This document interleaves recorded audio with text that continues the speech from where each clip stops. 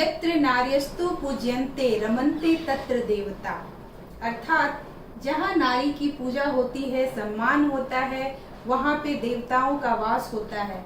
ये स्त्री विमर्श पे संबंधित आज चर्चा करेंगे। हमारे साथ एक बार फिर से स्वागत करती हूँ हमारे साथ महामहिम, जिन्होंने एनजीओ के माध्यम से नारी विकास के बारे में बताया और ऐसे ऐसे संस्था के बारे में बताया। एक बार फिर से बताना चाहूंगी, 15,000 औरतों का इन्होंने स्वावलंबन बनाया और इनका प्रमुख योगदान है एनजीओ चलाने में। एक बार फिर से सर, आप हमारे स्त्री विमर्श के बारे में बताएं और हमारे महिलाओं के बारे में थोड़ा सा जिक्र करें। मेरे चैनल पे आपका स्वागत है। इससे पहले मैं महोदय से कुछ बोलने की गुजारिश करती हूँ। आप लोग मेरे चैनल को सब्सक्राइब करें, बने रहें। सर मैम धन्यवाद, आपने मुझे एक महत्वपूर्ण मुद्दे पे बोलने का मौका दिया।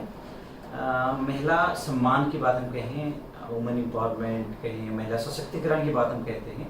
और आपने अपने शब्दों में पहले इसको बहुत एक छोटे से सब में आपने उसमें पिरो के रख दिया कि जहाँ महिलाओं की पूजा होती है और वो देश जो हमारा भारत देश है, और भारत जो हमारा देश है, यहाँ पे महिलाओं को सम्मान के बाद सबसे पहला प्रमुख हमारा यही है कि वहाँ महिलाओं का पूजा की जाती है, महिलाओं को सम्मान दिया जाता है। क्योंकि और मैम यहाँ महिलाओं की देवी रूप में देखा जाता है, देवी रूप में हम इसके सम्मान करते हैं, पूजा भी करते हैं। तो मैं इस भारत देश को सबसे पहले नमन करता हूँ अपने देश को। और मैंने जो एनजीओ सेक्टर में सबसे पहला काम मेरा महिला सशक्तिकरण भी रहा और उनको हमने ट्रेनिंग्स, मैंने पहले भी आपको पिछली वीडियो में बताया था कि मैंने पूरा जो दिल्ली एनसीआर, दिल्ली से बाहर कम से कम 15,000 लोगों को, इसमें स्पेशली महिलाओं की एक अच्छी संख्या रही है, उन पर हमने काम किया। उनको महिला सशक्तिकरण के लिए स्किल डेवलपमेंट कराया, उनका विकास। जो skill actually basically skill development एक ऐसी स्कीम है, मैम आप चीज़ समझेंगे कि उससे महिलाओं का जो हमारा आत्मनिर्भर की जो बात कहें तो आत्मनिर्भरता उसी से बढ़ती है। क्योंकि देखिए जनरली हम पढ़ाई में अपना डिग्री ले लेते हैं, डिप्लोमा डिग्री ले लेते हैं, डिग्री हमारे एजुकेशन तक करती है। अगर हम डिप्लोमा की बात, सर्टिफिकेट की बात कहें तो वो हमारे स्किल की बात आ जाती है। स्पेशली जो हमारी स्किल है, हमें जो हमारा हुनर है, तो हुनर की बात करते हैं। और हुनर आपके आज के लिए जो स्वावलंबन के लिए और आपके जो कोई भी आप कुछ भी काम करते हैं, अगर आपके पास हुनर है तो आप ऑटोमेटिकली एम्पावर हैं, ठीक है, आप सशक्त हैं काम करने के लिए। कि कहीं भी आपको जॉब इजीली मिल सकती है और आप कहीं भी कोई भी काम, अब नौकरी पेशे के बाद कहीं भी कहते हैं, अगर आप स्किल्ड हैं तो उसमें आपका ना आपकी जो सैलरी की बात करें तो डबल हो जाती है।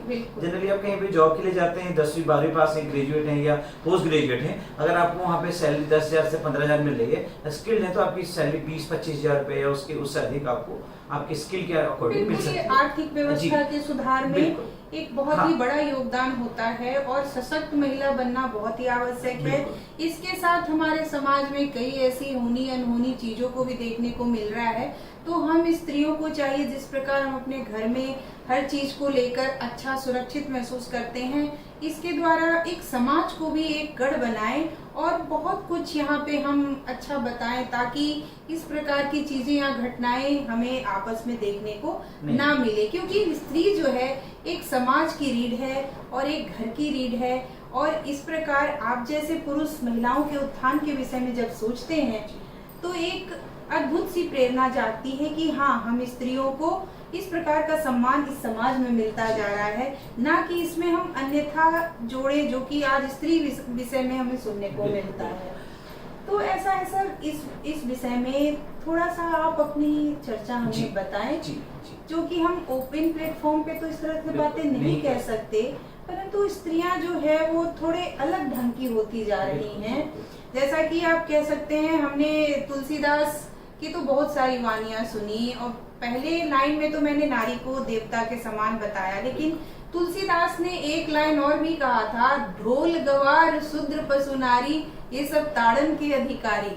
तब तो हमने बहुत कम सुना था कि कई ऐसा करती थी सौतेली माँ के रूप में, या कुछ महिलाएं ऐसा प्रसंग बन गई जो कि आधुनिक समाज पे होना नहीं चाहिए।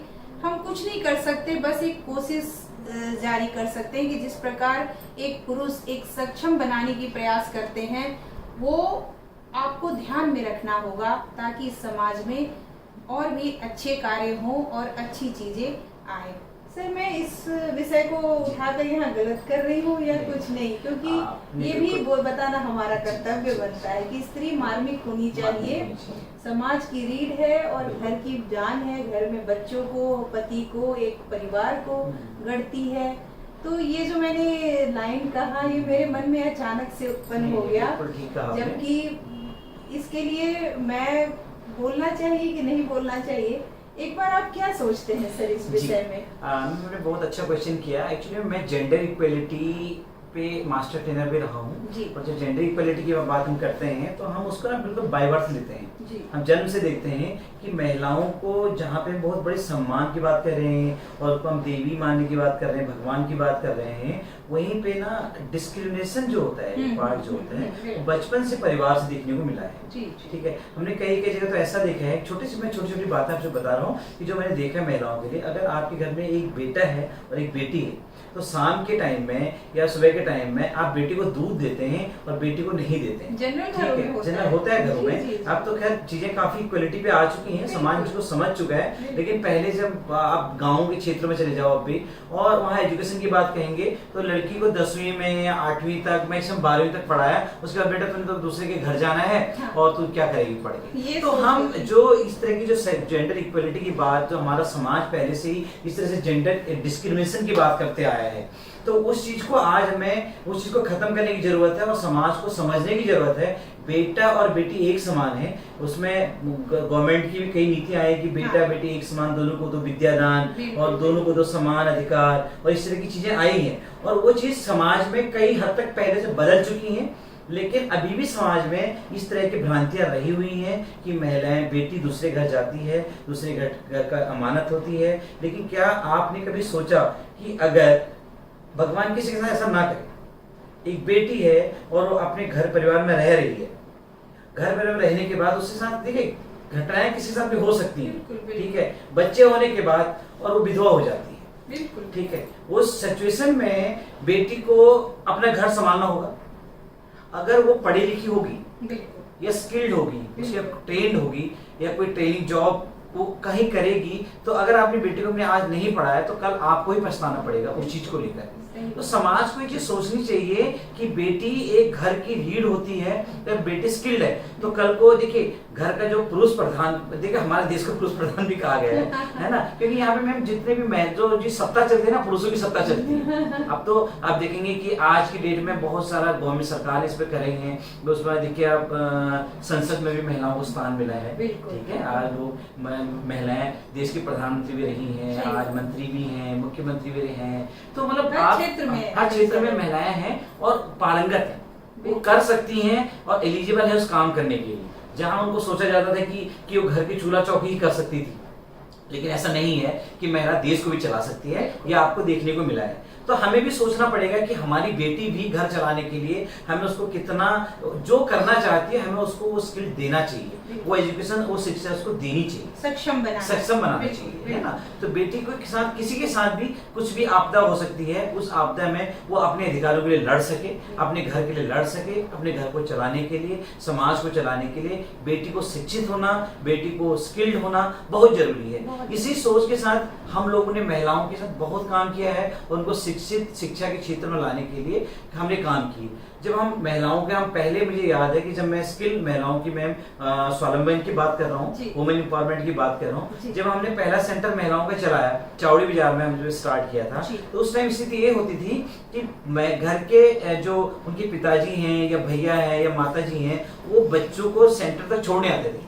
क्योंकि एक तो डर हमारा समाज ने ना, इतना बड़ा खौफ हमारे समाज में, राक्षस पैदा हो गए हैं, वो ये सोच के चलते हैं कि जब भी बेटी घर से बाहर निकलती है उसके साथ कुछ ना कुछ ऐसा गलत हो जाता है। और ये सच्चाई है, ये बात सच्चाई। हर गली के नुक्कड़ पे,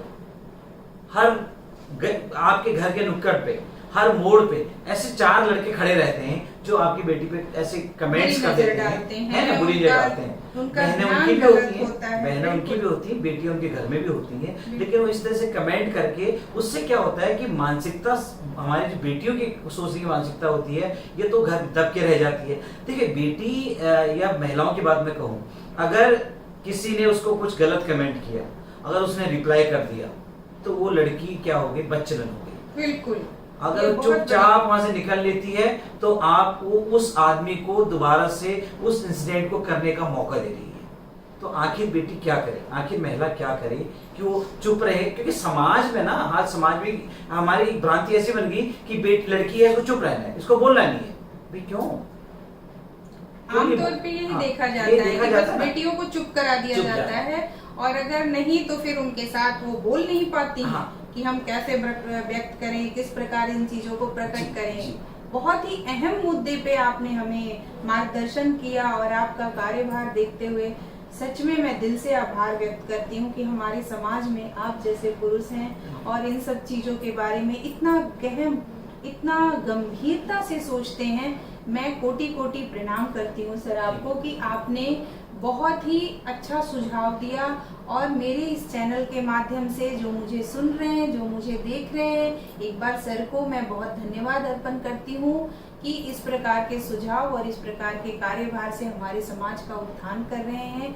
इस प्रकार आगे भी कोशिश करूंगी मैं अपने चैनल पे अनेकों गहन विचार पर चर्चा करूं।